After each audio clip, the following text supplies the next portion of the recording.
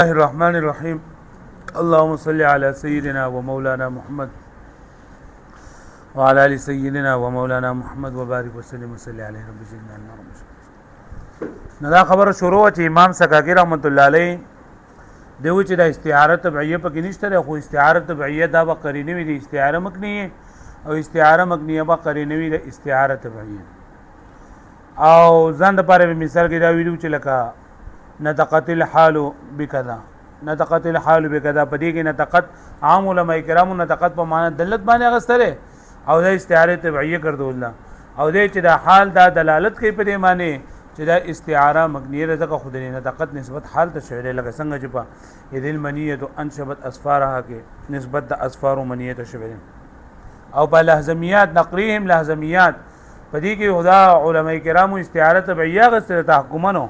لیکن د لحظمیات د قرا د نسبت د ایمه مستوب د نسبت لحظمیات ته شوی دی، دا دلیل لري خبرې دی چې د استعاره مبنیه نه پوه شئ. ان د استعاره تبعیه چې په کم ځای کوم راځي دی چې دا قرینه د استعاره مبنیه ده، او دا وایي ذکر راځي چې دغه چې د اقسام دا کم شي. نو موږ ورته دا خبره پرون کړو چې امام سکاکی رحمۃ اللہ دا خبره په دې باندې رد کړې ده ضرورت موږ ته دا وایي په نطقت الحال او کذا کې نطقت نستا لوګ حقیقي معنی مراد ده که مجازي معنی مراد ده. نو د لاول وی حقیقي معنی می ته مراد ده، چې حقیقي معنی ته مراد واغستا نو بیا خدای استعاره تخیل شونه دغه تخیلیه خوستا د امام سکاکی رحمۃ اللہ باندې مجاز ده. اولی مجاز ده ځکه هغه وی چې د استعاره مصرحیت دوه قسمونه دي، یو تخیلیه او یو محققه ده. نو دلته کې دا تخیلیه شو او مصرحه او تخیلیه، نو دی وی چې دا استعاره تخیلیه شو، استعاره تخیلیه دا د مجاز قسم دی او تا خو د حقیقت اغستره لیا دا استعاره تخیلیه بیا صحیح کیږي. او د عام علماء کرام په نسبت باندې تلازم د دوانو طرف نه، یعنی استعاره تخیلیه بغیر د مکنین او مکنیه بغیر د تقریر نه مندلګي دی، دا مندلګي د مثال نه ورکړي دي. او کته دینه مجاز مراد واغستو لکه ته د نطقت نه مجازي معنی مراد ده، نو بیا به دې کې دا خبره ده چې مجازي معنی ته مراد واغستا نو دلته کې خو چې کله مجازي معنی لفظ حقیقي معنی پرې مجازي معنی نقلی او بدی کې علاقه تشبیه نو هغه خامخا استعاره وي، دا استعاره شولا. او بل استعاره په فعل کې ده او په فعل کې استعاره نه مګر استعاره تبعیه وي. پوه شئ. اوس دا جواب درشه بس دا کسانو بیا د علامه سکاکی رحمت الله طرف نه بل جواب وکړه کړه دا جواب کیږي چې لکه دلته کې زمنګ د دې نطقت نه مراد مجازي معنی نه،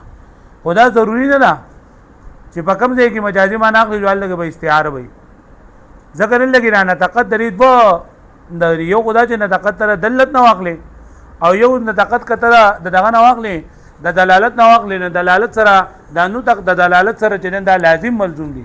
نو دا مجازي مرسل شو پکې. نو ضروري نه چې په کوم ځای کې علاقه د تشبیه نه لګي به استعاره چنده برازي، بلکې کله کله هغه مجازي مرسل مرتل شي نه لګي دا مجازي مرسل لري. خو دا خبره چې دا جواب کمزور دی، ځکه کمزور دی دا جواب چې بدی کې دلګری مصنف رحمت الله علیه دی علامه سکاکی دا ویل دي چې بنطقت الحال بغذا کې نطقت نه امر وهمي مراد ده، امر وهمي مراد ده، او د مجاز مرسل لپاره چې نه امر متحقق پکار ده. پوه شئ. دا یو جواب کوي. وقد يجاب کله کله جواب ورکول کېږي بان كل مجاز يكون علاقته المشابهه، چې هغه مجاز چې دغه علاقه د مشابهت وي لا يجب ان يكون استعاره، نو واجب نه چې دا وخامخه استعاره وي لجواز ان يكون له علاقه اخرى، ځکه چې دا خبره جایز ده چې د دې لپاره نور علاقه کې شي به اعتبارها په اعتبار د سره او به وقال استعمال چې واقع شوی د استعمال کما بین النطق والدلاله، لکه څنګه چې نطق او دلالت په منځ کې فانها لازمه للنطق، چې دا دلالت لازم دی د نطق. نو دلته ګوره استعاره ونه غستل شو بلکې مجاز مرسل او دوانو په منځ کې علاقه د لازم او د ملزوم ده چې د نطق سره دلالت لازم ده. بل انما يكون الاستعاره، بلکې استعاره کو بالوي اذا كان الاستعمار باعتبار علاقه المشابهه، چې کله استعمال هغه په اعتبار د علاقه د تشبیه سره وي وقصد المبالغه فی التشبیه، او یا بګی د مبالغه فی تشبیه قصدی، او چې کله پکې دغه مجازي معنی کې ته علاقه د تشبیه خیال ونه ساتي نو بیا استعاره ده نشي کېږي. په خبره باندې پوه شئ، په خبره باندې پوه شئ. وفي نظرونه په خبره کې نظر ده، ولی لأن السكاكي قد صرح هذا امام سکاکی تصریح کړی دا بأن نطقت ها هنا امر مقدر وهمي، چې نطقت نه لګي مراد هغه امر وهمي ده، مقدر ته مراد چې مقدر ده کاسفار المنیه لکه نکونه د منیه لپاره نو نکونه د منیه لپاره خو لکه چې ته ثابته نو وهمي به ثابته چې لاول به د منیه لپاره یو شکل جوړ کې چې هغه سه بلاغونده کې بیا بلاغي لپاره نکونه چنده به ثابته نو دا وهمي کار دی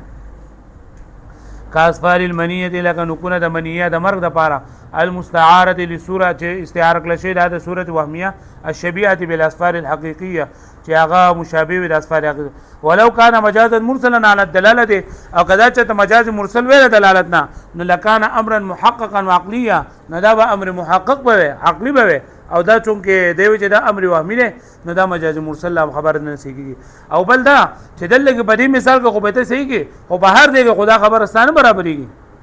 بهر دی کې ته چې علاقه تشبیه نه برابرېږي جزو پکې علاقه لکه بدلت او بنتقد بدی کو لکه مجاز مرسل ته جوړول شي چې لازم ملزم دي او بهر دی کې دا خبر نه چلیږي واښوي على ان هذا لا يخرج من في جميع ودارنګ دا نه جاری کیږي دا لا يخرج معنا لا يجري نه جاری کیږي دا پټول مثال لګي ولو سلم او کچری دا اومنل شي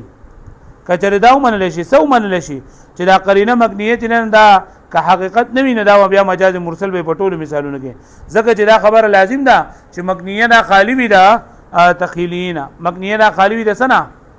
نو فعين اذن يعود الاعتراض الاول نو بیا به علاوه نه اعتراض لري چې استعاره تخیلیه خو بغیر د مکنی نه مونږ لګي وهو وجود المکنی عنها بدون تخیلیه چې هغه وجود د مکنی عنها بغیر د تخیلیه هغه اعتراض ده چې استعاره بالکنیه بغیر د تخیلی نه مونږ لګي پوه شئ او چا دا ورکړه ده کنه چې ته چیرې استعاره تخیلیه بغیر د مکنی نه مونږ لګي نو دا